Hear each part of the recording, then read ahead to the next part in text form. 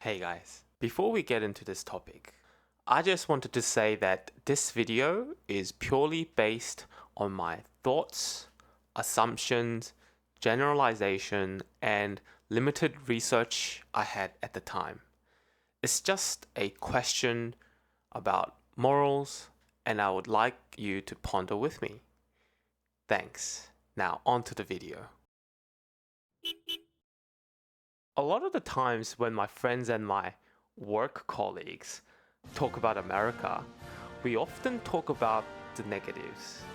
And this is probably because we only see the headline grabbing negative media press like over privatized healthcare and the racial tensions, gun violence, crime and income disparity, the power imbalance between the employers and the employees, divisive politics, and etc.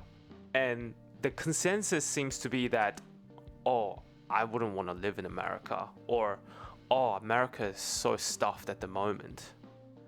And yet, when you look around, we are constantly surrounded by American technologies, goods, and services. We happily pay for them and use them every day. There's no denying that America has a profound impact in humanity despite their troubles and challenges. I think America has still contributed a net benefit for us mankind. But this has got me thinking, how is America still so productive and innovative despite their troubles and challenges?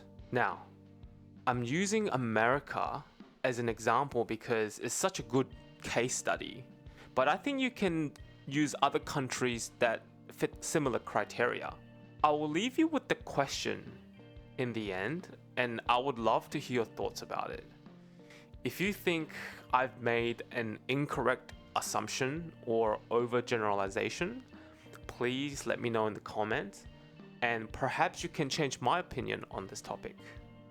Let's dig into it. My first point is in regards to the lack of safety nets for its people.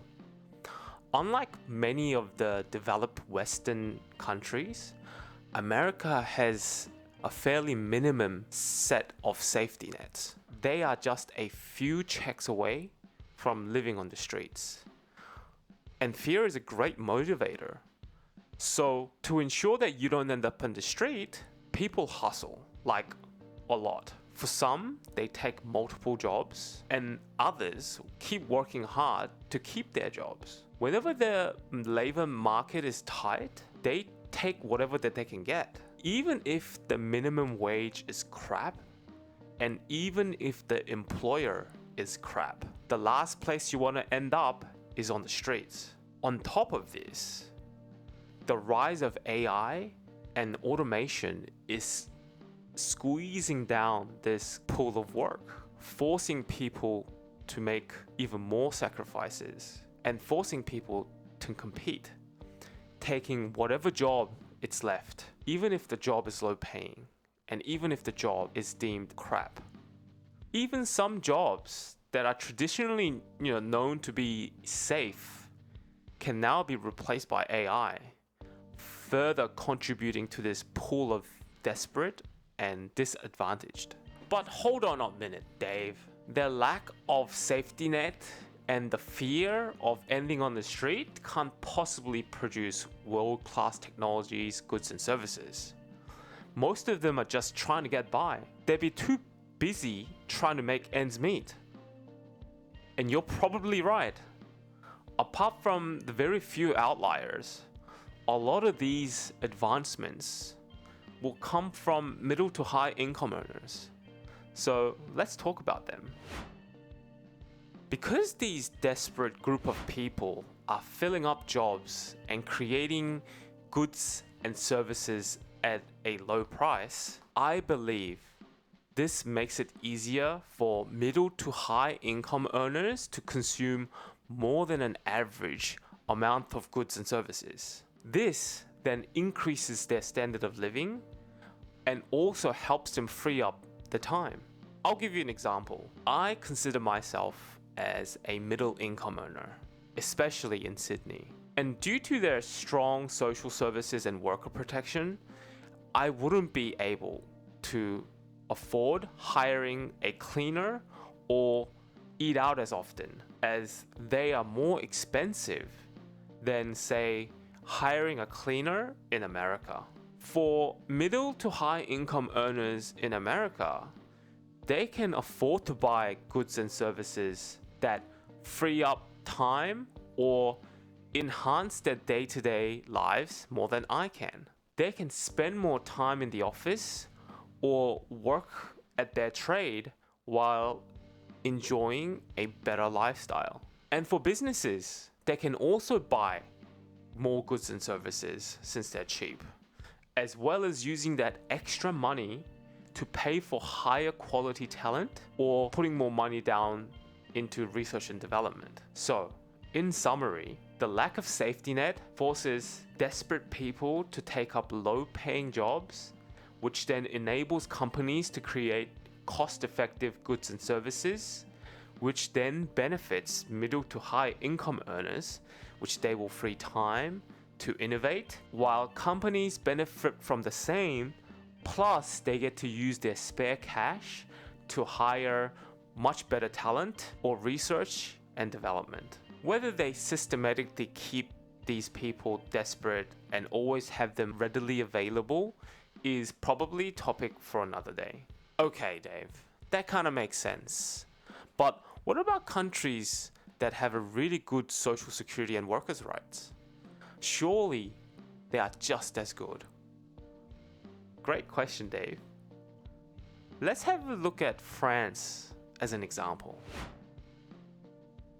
Coming from the French Revolution, they have great workers' rights and social services. Economics Explained has a great video about France and their current brain drain. I would highly recommend you watch it after this video, but in summary, France is suffering from brain drain because their strong workers' rights detract corporations from investing into France, as well as their cost of social services like pension is resulting in higher tax, which bears a lot of burden on their young and the workers, resulting those people to leave the country to work elsewhere. So basically, France is less productive than their Western neighbors in a global market. Now, if everyone played by the same rules as France, people would just cop the tax and keep working in the country. But places like America offers much lower tax as well as higher salary. Remember, they can afford to do that because they have access to low-cost labor and can offer social services like benefits, or even better, because they have the spare cash. If you're healthy and you're young and you're working, why wouldn't you want to go places like America to work? Like, save up the money and then come back to retire, right?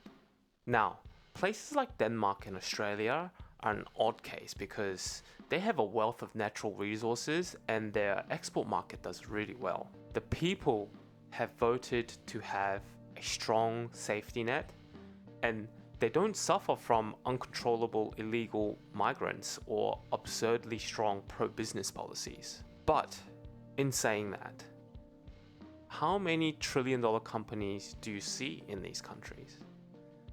How many goods do we manufacture and produce in those countries?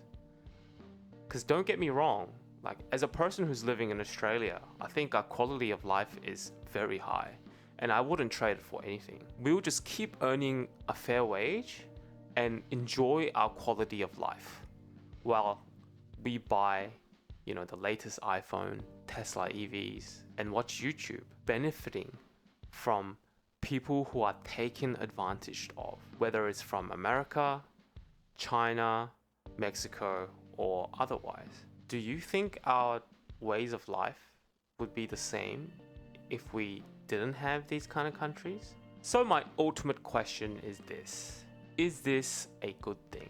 Is this better for humanity? It seems to me that a substantial amount of progress has been made by abusing a group of disadvantaged people.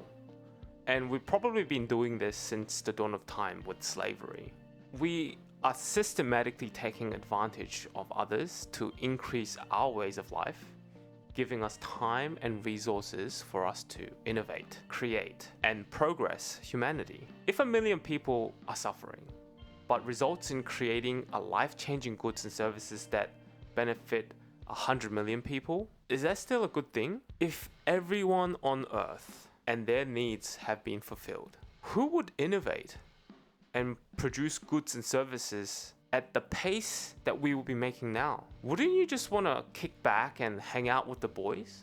Why would you want to do anything but to enjoy life? Sure, there'll be a group of people who still strive to push the boundaries, but would the outcome be the same or at the sheer scale that we have today? Can we still create iPads, cancer treatment drugs, and the Big Mac without taking advantage of the disadvantageous? At what cost?